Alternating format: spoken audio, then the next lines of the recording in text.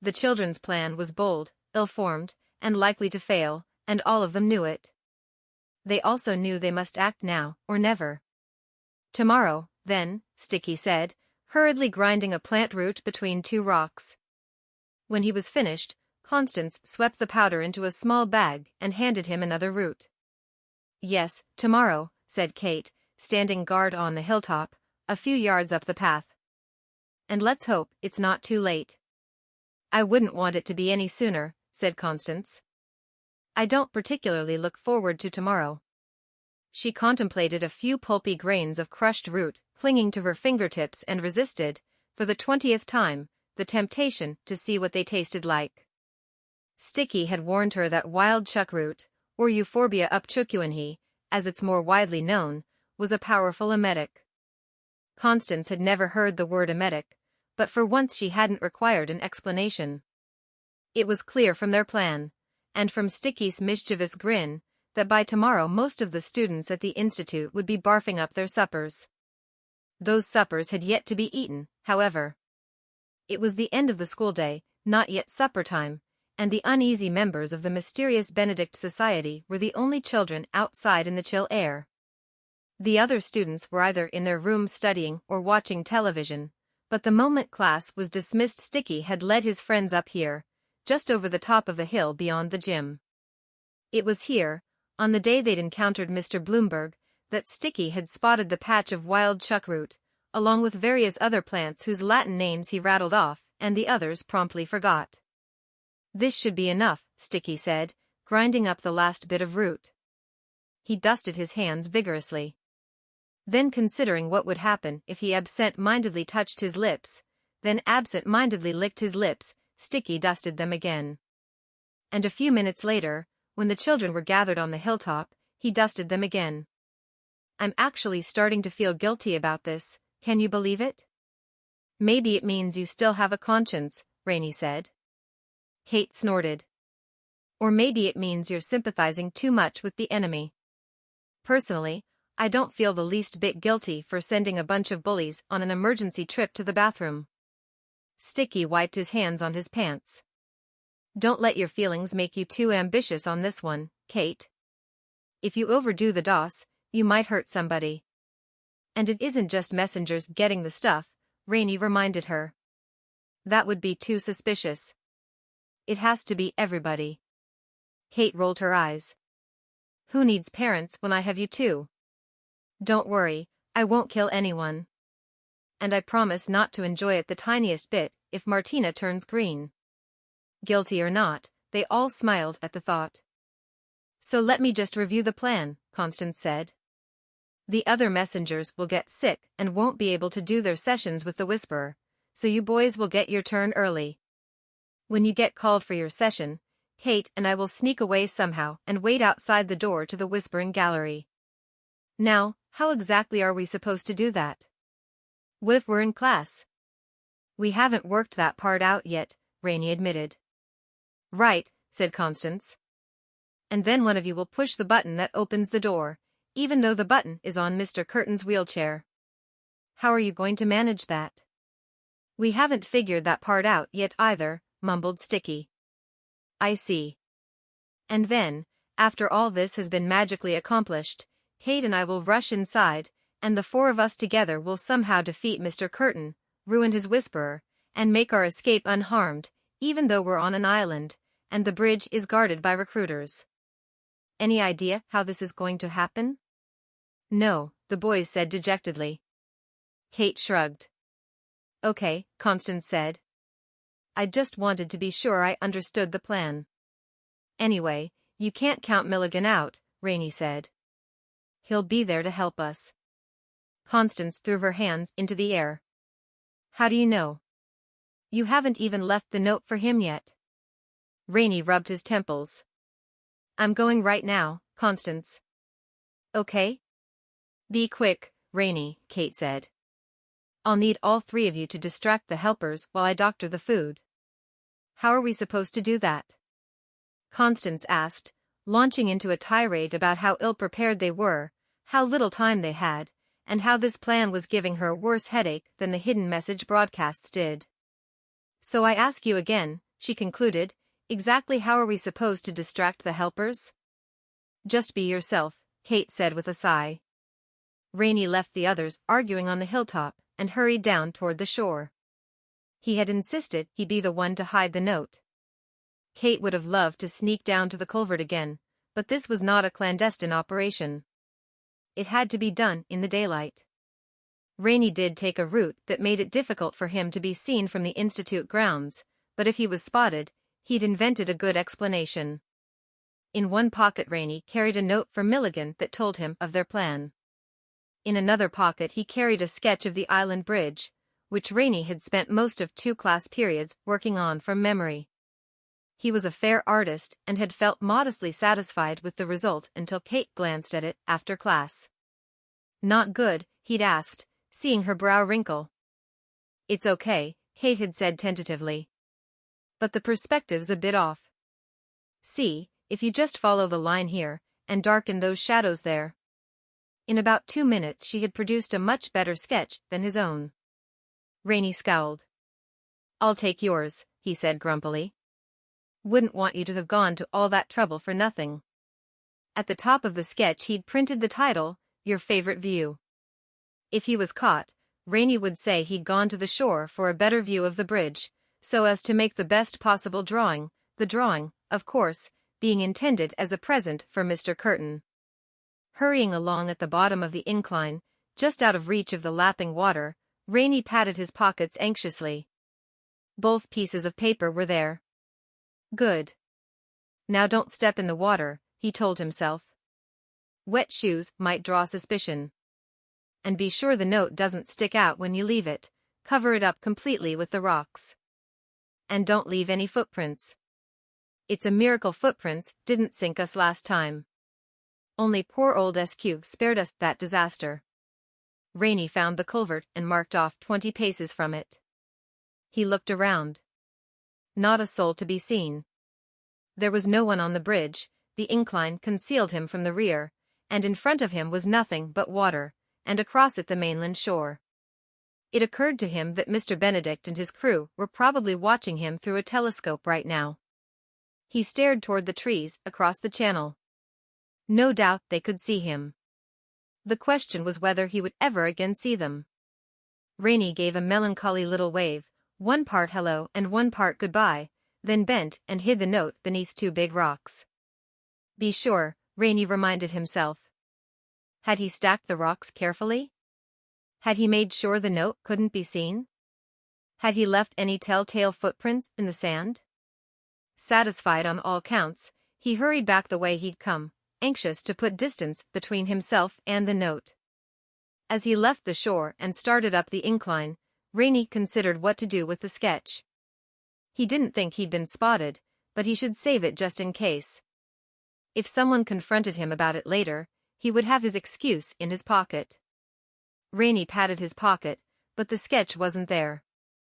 How could it not be there? Hadn't he put it in his left pocket? He reached into his other pocket and felt the paper. He must have had it confused. Or had he?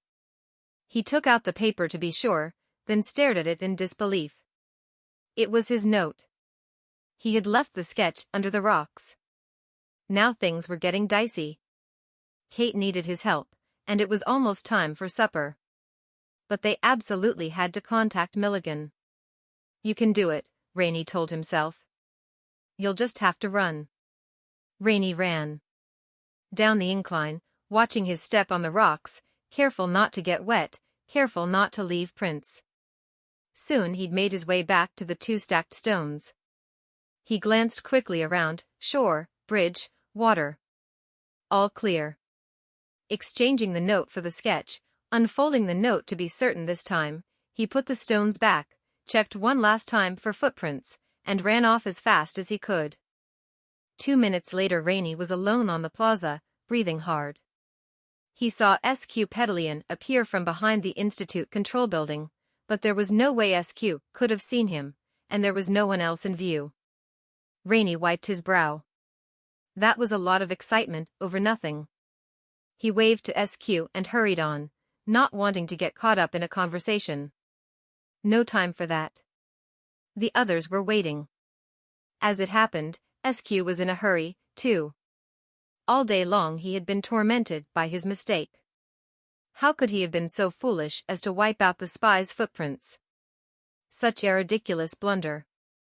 And all day long he had thought maybe, just maybe, if he were to go back down there and take a closer look. SQ picked up his pace, feeling more eager with every step. He would skip supper and spend the entire hour searching. Wouldn't it be something if he did find the spy's footprint, after all? Or some other clue? They had scoured the area pretty carefully before, but you never knew, did you? How wonderful it would be if he could redeem himself in Mr. Curtin's eyes. And so it was that with longer and longer strides, SQ Pedalian hurried across the plaza and down the incline, toward the shore, toward the culvert, toward the place where Reynie, in his anxious hurry, had stacked the 2 stones just a little less carefully than he'd done the first time, toward the place where one corner of the note stuck out, flickering in the harbor breeze like a tiny white flag of surrender. When supper time came and the cafeteria roiled once again with rowdy students, the members of the Mysterious Benedict Society suddenly developed an apparent dislike for anything salty or sweet.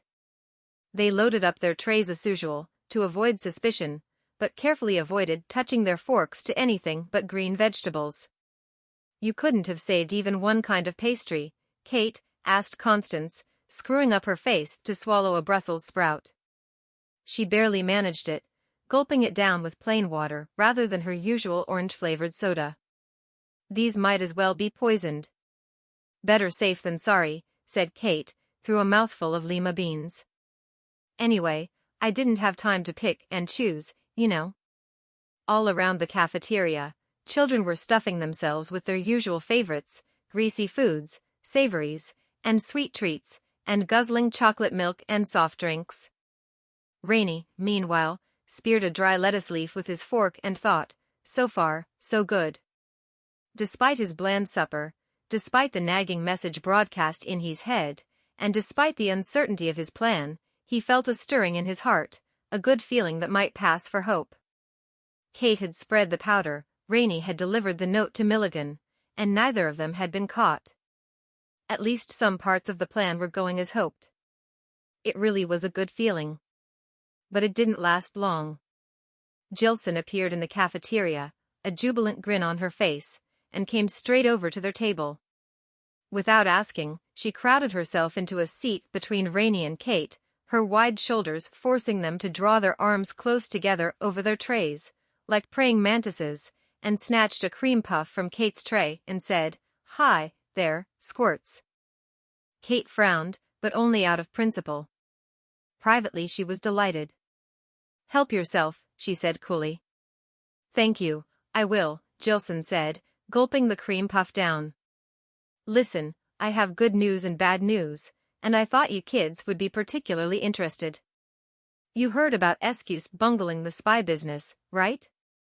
"It does ring a bell," said Reynie, who didn't like where this was going. "Well, guess what?" Jillson said. "There's been a new development. SQ went back down to the culvert just now, to take one last look around. And he found something." The children could only stare at her, stricken with dread. They were also confused. If SQ had found the note, then why weren't they already in trouble? Was Jillson toying with them? "Now, as I said, there's good news and bad news," Jillson went on.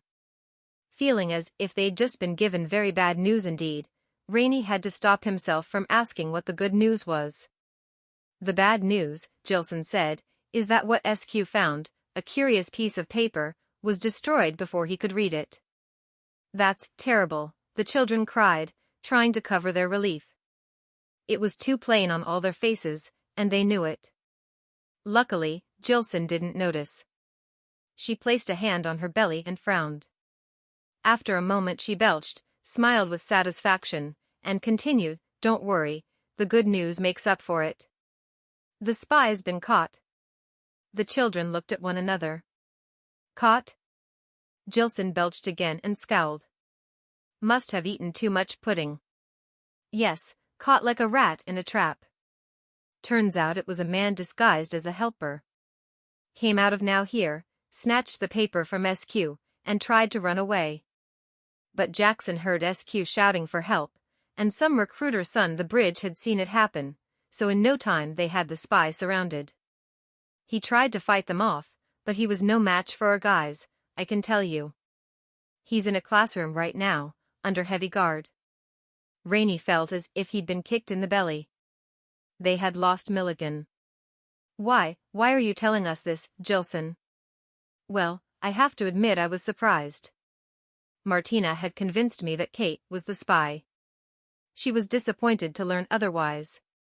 But I thought you should know Kate's off the hook. The helper confessed to everything. He's a lone operator, apparently. That means he works by himself. Kate looked quite sick. Did he say who he was? We don't know his name, but he was on the island once before, years and years ago. When they took off the disguise, Mr. Curtin and some of the recruiters recognized him at once. Oh, and get this, he ate that piece of paper. Chewed it up and swallowed it before anyone could read it. Said it was from his private journal and was none of our business. Very dangerous madman. Don't worry, though, they're taking him to the waiting room and oh. Here they come now. The children could barely bring themselves to look. There was Milligan. His hands and ankles were cuffed, his feet dragged along in a defeated shuffle, and his ocean blue eyes, sadder than ever, focused only on the ground before him. Though he kept his head bowed, the cuts and bruises on his face were easily seen. He was being marched across the cafeteria by a half-dozen recruiters and executives, including a very proud Martina Crowe, none of whom showed any marks from a scuffle. Reynie wondered how this was possible. Jillson said he'd tried to fight, but if Milligan had really resisted, wouldn't his captors look as if they'd caught a tiger by the tail? Had he only pretended to struggle? But why? Unless...